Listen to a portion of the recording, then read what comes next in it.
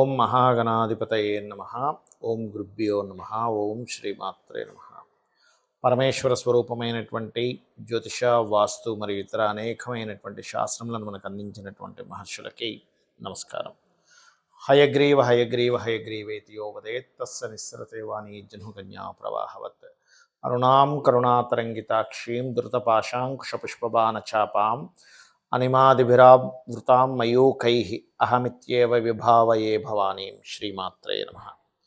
ప్రేక్షకులకి లలితాంబిక అమ్మవారి యొక్క అనుగ్రహం పరిపూర్ణంగా కలగాలన్న స్ఫూర్తి కోరుకుంటూ, మనకి బుధగ్రహము ఆగస్టు 6వ తేదీ నుంచి 28 ఎండింగ్ అంటే ఆల్మోస్ట్ 29వ తేదీ వరకు వక్రించి కంబస్లో కూడా ఉంటున్నాడు. అంటే అస్తంగత్వ దోషంలోనే ఉంటున్నాడు మరియు వక్రించి ఉంటున్నాడు.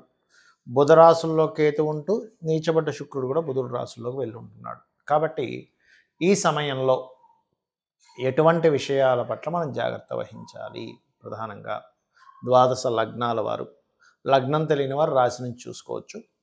అదేవిధంగా ఏ జాగ్రత్తలు తీసుకోవాలి, ఎటువంటి పరిహార మార్గాలు చేసుకోవాలనేది తెలుసుకోండి. అదేవిధంగా ఇక్కడ కేవలం రాసే కాకుండా జనరల్గా కూడా అసలు బుధుడు ఇచ్చేటువంటి ఫలితాలు ఏమిటి, బుధుడు ఇచ్చే ఫలితాలు ఎటువంటి ఇబ్బందులు పడతారు జనరల్గా అనేటువంటిది కూడా వీడియో ఎండింగ్లో చెప్తాను. కాబట్టి వీడియోని ఎండింగ్ వరకు చూడండి.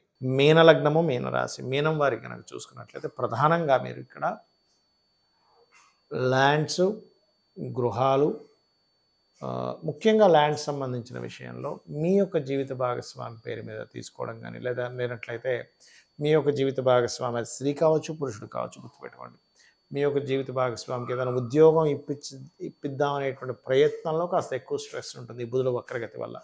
ఆ యొక్క ప్రయత్నంలో కొన్ని రాంగ్ స్టెప్స్ కూడా పడతాయి. అంటే ఏంటి, ఎవరో తెలిసిన వాళ్ళు ఏదో డబ్బులు కడితే మీకు గవర్నమెంట్ జాబ్ ఇప్పిస్తాము. ఎందుకంటే ఇప్పుడంతా కూడా మొన్న ఈ టీచర్ జాబ్స్కి పడ్డాయి. చాలామంది ఏం చేస్తారంటే ఇక్కడ జరిగే మోసాలు చెప్తున్నారు సమాజంలో.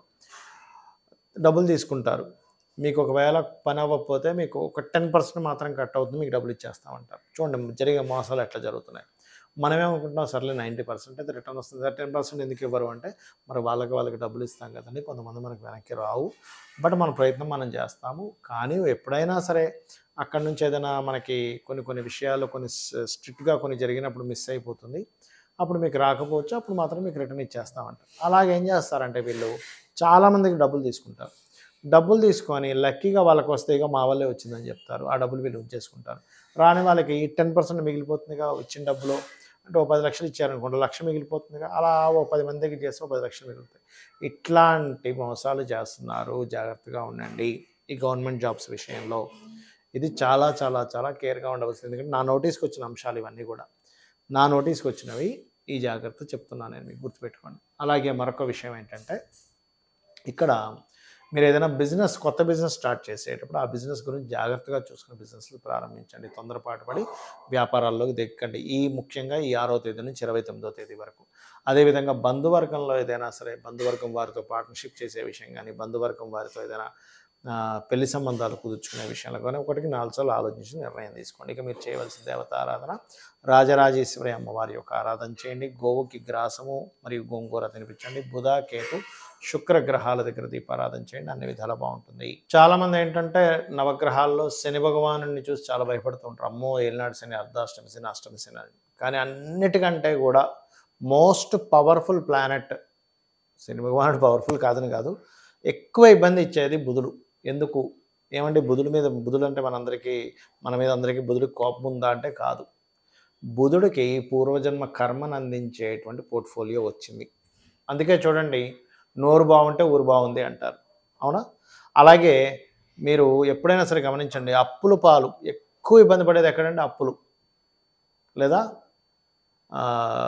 రోగము, శత్రుత్వము. ఈ 3 ఎలా వస్తాయి? శత్రుత్వం ఎట్లా వస్తుంది మనకి? మనం మాట్లాడే మాట వల్లే శత్రుత్వం వస్తుంది. మనం చేసే థింకింగ్ వల్లే శత్రుత్వం వస్తుంది. ఆలోచన విధానం. బుధుడు ఆలోచనకు కారకుడు, మాటకి కారకుడు. అలాగే బుధుడు అప్పులకి కూడా కారకుడు. ఎవరికైనా సరే ఎక్కువ అప్పులు ఉన్నాయనుకోండి, వాళ్ళకి కారణం ఏమిటంటే వాళ్ళ జన్మజాతకంలో బుధగ్రహం పాడైంది అని అర్థం చేసుకోవాలి. బుధగ్రహం కనుక పాడైందంటే అప్పుల మూలంగానే ఇబ్బంది పడతారు. ఇది గుర్తుపెట్టుకోండి. అప్పుడు ఏం చేయాలి? ఓం అపర్ణాయే నమః అనే మంత్రం ఒక 40 మినిట్స్ చేయండి రెగ్యులర్గా, మీకు ఖచ్చితంగా బాగుంటుంది. దీంతో పాటు ఇంకొక మంత్రం ఉంటుంది, అంటే ఫైనాన్షియల్ గ్రోత్కి.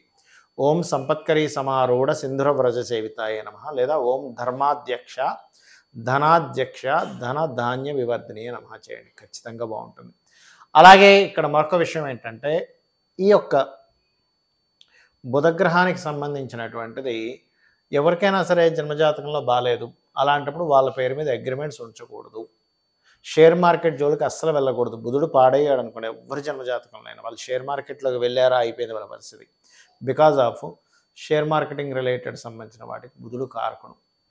బుధుడు ఎవరి జన్మజాతకంలో అయినా లగ్నాధిపతి అయ్యి లేదా లగ్నంలో ఉండి మంచి పొజిషన్లో ఉన్నారంటే వాళ్ళు అపర మేధావులు అవుతారు. అందుకే చూడండి, చాలా మటుకు మిథున లగ్నం వారు, కన్యా లగ్నం వారు మంచి, అంటే వాళ్ళకి మిథున లగ్నం వాళ్ళకి ఏంటంటే తెలివితేటలు బాగుంటాయి, ఎప్పుడు కూడా నాలెడ్జ్ గెయిన్ చేసుకుంటూ ఉంటారు. కన్యా లగ్నం వారు మేనేజింగ్ ఎక్కువగా చేస్తారు. అంటే బుధుడు కనుక బాగున్నాడంటే మేనేజింగ్ స్కిల్స్ ఖచ్చితంగా పెరుగుతాయి, అందులో ఎటువంటి సందేహం లేదు.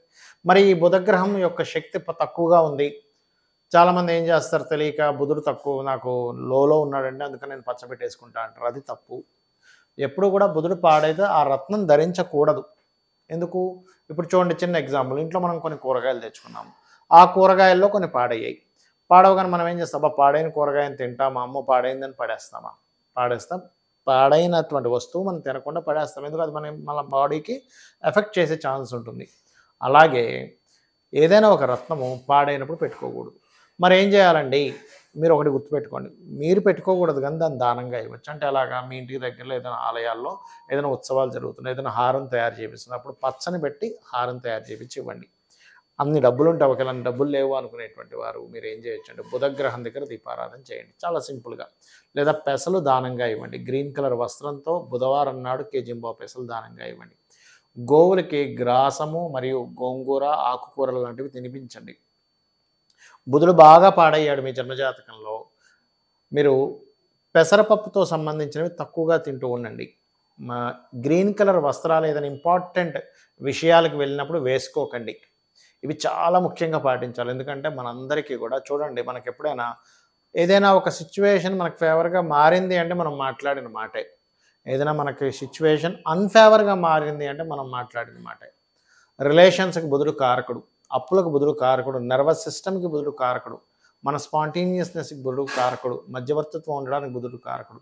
బంధువర్గం దూరం అవుతున్నారు, బంధువర్గంతో చాలా గ్యాప్స్ వస్తున్నాయంటే బుధుడు పాడై ఉంటాడు. ఎందుకంటే బుధుడు బంధువులకు కారకుడు, మేనమామకు కారకుడు, బావకు కారకుడు, బావమర్దికి కారకుడు, బిజినెస్లకు కారకుడు. ఎవరికైనా బుధుడు బాలేడు, మీ పేరు మీద బిజినెస్ చేయకండి దయచేసి.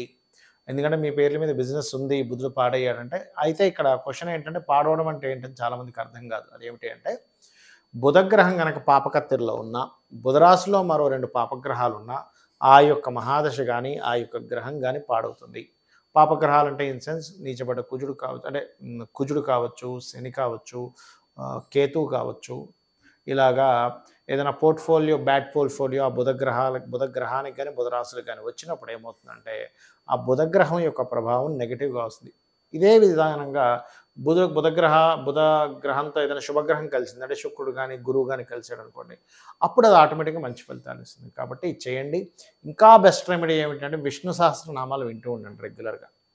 ఏదైనా తినేటప్పుడు కూడా మీరు క్రీమ్ అచ్యుత అనంత గోవింద అనుకుంటూ తినండి. ఎందుకంటే బుధగ్రహము మన బాడీలో స్మాల్ ఇంటెస్టైన్ రిలేటెడ్ సంబంధించిన వాటికి కూడా కారకుడవుతాడు. కాబట్టి బుధగ్రహం పాడైంది అనుకోండి, వాళ్ళకి లోపల కూడా ఎలా ఉంటుందంటే గట్ రిలేటెడ్ సంబంధించిన ప్రాబ్లమ్స్ రావడము, గట్ హెల్త్ పాడవడము, అలాగే అరుగుదల, ముఖ్యంగా రవి కూడా పాడయ్యాడు అనుకోండి, సింహరాశిలో ఉండే పాపగ్రహాలు పాడై రవి కూడా పాడైతే ఇబ్బంది వస్తుంది. కొంతమందికి బుధుడు రవితో కలిసి ఉంటాడు, బుధాదిత్య యోగం అంటాడు. అలాంటప్పుడు వాళ్ళకి ఏంటంటే వాళ్ళు మాట్లాడేటువంటి మాటల్లో కానీ అంతా కూడా హుందాతనం కనిపిస్తూ ఉంటుంది. ఆ రకంగా ఏంటంటే బుధగ్రహం మీకు బాగుంది అంటే ఈ మంచి ఫలితాలు వస్తాయి, పాడైందంటే ఈ ఫలితాలు వస్తాయి. దీన్ని బట్టి మీరు గుర్తిస్తూ ఎక్కువగా విష్ణు సహస్రనామాలు వినండి, ఓం అపర్ణాయ నమః మంత్రం చేసుకోండి, శివుడికి బిల్వంతో మీరు అభిషేకం చేయండి. ఖచ్చితంగా మీకు బుధ అనుగ్రహం కలగడం వల్ల పూర్వజన్మ కర్మ తొలగుతుంది.